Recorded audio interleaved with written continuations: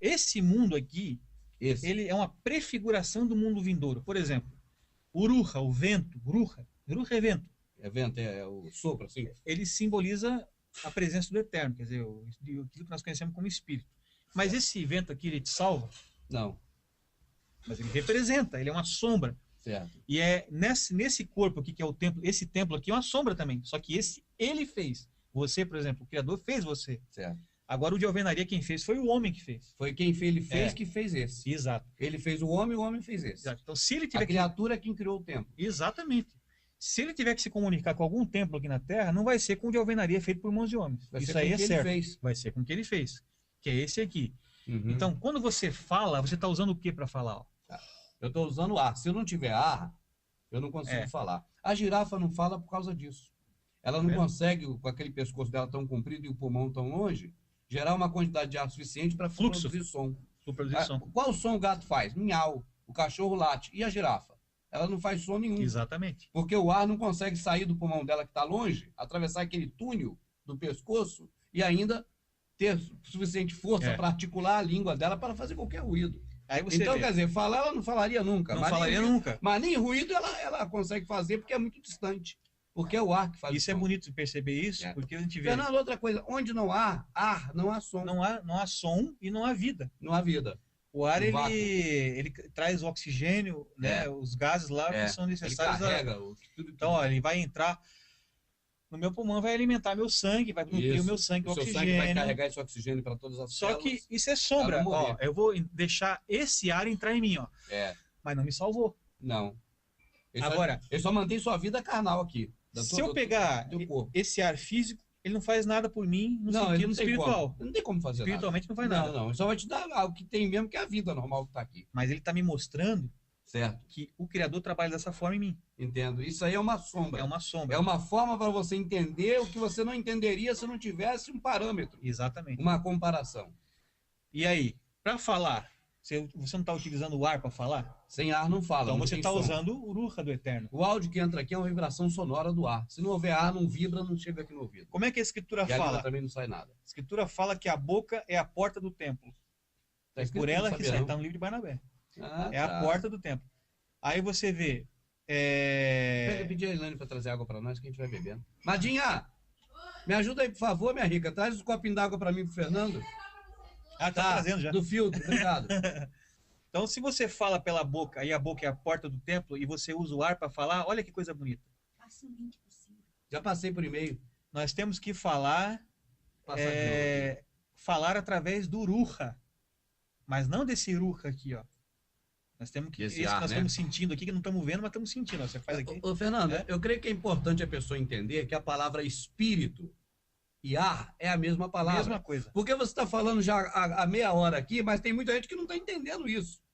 O que nós temos que entender de uma vez por todas é que o processo religioso que está aí, eles criaram tipo assim, estigmas, tipo assim, pseudos personas, entende? Mas não mostrando exatamente que uma transliteração, se fosse traduzida, daria naquilo. Exato. Então, veja bem, as coisas do Criador não são complexas. As coisas do sistema religioso são complexas. Para quê? Para induzir ao erro. Então, na simplicidade das coisas do Criador, ar é uma presença, é uma representação da presença dele. Exato, porque a própria palavra ar, ou seja, vento, vamos colocar assim, que é o ar em movimento, mas isso aí que a gente sabe, o ar é espírito. É espírito. Então a palavra espírito está ali, espírito, porque preferiram colocar espírito.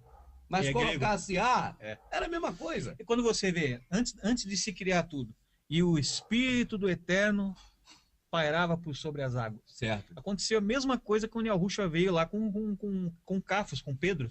Ele não afundou, ele parou sobre as águas. Só que aqui ele estava em espírito, lá ele estava em carne. Você vê, então são a mesma pessoa.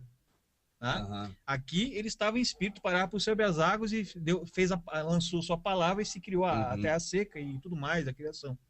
Então, esse ar que você está respirando aí, você que está assistindo, está respirando, ele representa a presença do Eterno. É uma representação nesse mundo físico. Então, se você quer entender as coisas do Eterno, entenda o que o ar faz na natureza. Entendeu?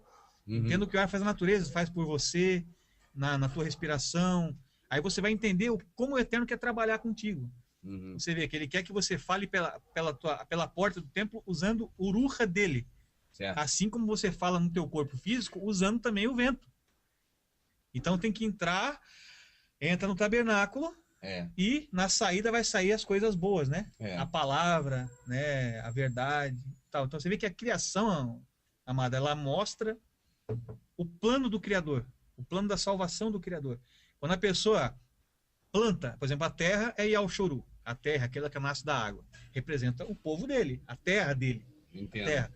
Dessa mesmo barro da terra, ele fez o homem. Então o homem também é Yalshuru, porque ele é feito do barro. Entendo. Né? Yalshuru seria o quê? Israel. Então, conhecido, né? Ele é feito do barro, não é feito? Então é a mesma coisa. Quando eu falo da terra e falo do povo, eu estou falando em Yalshuru do mesmo jeito, e Israel. É o que é blasfemado hoje. Então você vê, essa mesma terra é que te dá comida. Você planta ela te dá comida. Ela serve a mim. E dessa comida que você come, você examina tudo e retém o que é bom. Você não fica com tudo dentro de você. Não, sai um monte de cocô. O Criador falou que... É por isso que Saul, então, falou que o que ele aprendeu com Gamaliel... Era esterco. Era só o cocô, porque não servia. Olha que lindo. A gente estava no sistema religioso, não estava? Estava. A gente estava dentro da igreja e comemos alguma coisa lá. Alimentando lá da nós palavra. Nós comemos cocô lá. Comemos cocô, mas um pouco foi assim, bom, um pouco foi ruim. Então, isso que Saul chamou de esterco serve para adubar. Isso está na prefiguração. Você pegar lá o que sai, você aduba a terra. E daquele adubo sai o fruto verdadeiro dali. Então, para alguma coisa serve. Por isso que ele diz que tem que entrar na Babilônia e sair. A gente entra na Babilônia e sai. Porque quando você entra, aquilo só vai servir para adubar. Entendo. Então, por exemplo, quando entrou em Israel, quando entrou no Egito e quando entrou na Babilônia, foi como a gente quando entra para protestantismo e sai? É isso? Exatamente. Mas quem nunca entrou no protestantismo, igual o Silvio? Isso aí tá. Eu creio que está em vantagem, né? Mas é aquela coisa, todo mundo está dentro da Babilônia, amado. Todo mundo. De jeito ou de outro. A gente saiu da Babilônia espiritual, né? Veja bem, ele tendo entrado no protestantismo ou não, e vamos dar o exemplo do Silvio, que é muito próximo de nós, mas poderia, e muitos outros casos existem. Ele tendo entrado na Babilônia ou não, ou seja, tendo sido protestante de carteirinha, de crachá, de dízimo, de tudo ou não, não importa, porque casamento é no processo religioso, batismo... É obrigado. Tudo isso que se faz, sendo ou não um praticante, mas faz parte do sistema. Ele tem que dar o aval para o sistema religioso. Não é isso? Tem que ter o aval. Dizer, não existe um brasileiro, pode-se dizer, ou tudo tem exceção, né? Talvez poucos, que realmente não tenham participado do sistema religioso. Exatamente. Porque o cara fala assim, eu nunca fui protestante, peraí. E eu nunca fui católico, peraí, mas e aí? Já foi em batismo de criança? Já. Todo mundo então foi, participou. Né? Já foi em festa de casamento, de solenidade? Então participou. Então... E muitas outras... Em missa... Até na política, Fernando, o vereador é convidado sempre para uma missa, a missa do aniversário da cidade, toda festa política, geralmente se comemora com a missa. Tem a missa, é uma tradição. Eles estão sempre envolvidos, já reparou que tudo está relacionado com a questão, algum ritual religioso junto? Então, quer dizer, mesmo sem ter sido ativo, né, dentro do processo, mas participava de um jeito ou de outro. Mas nós estamos falando aqui, não pode esquecer, para poder não perder o fio da meada, da questão do idioma. O idioma então chega lá. Você chegou bem, você pegou igual eu faço. Vai desmiuçando. Muito antes. Sabe por quê, Fernando? As pessoas falam, esse cara não vai direto ao assunto, no meu caso. Não, nós estamos dando elementos para as pessoas, para elas investigarem e também pensarem. Então você pega para constituir a situação, tu pega lá atrás e vai aos pouquinhos, sem pressa, esmiuçando.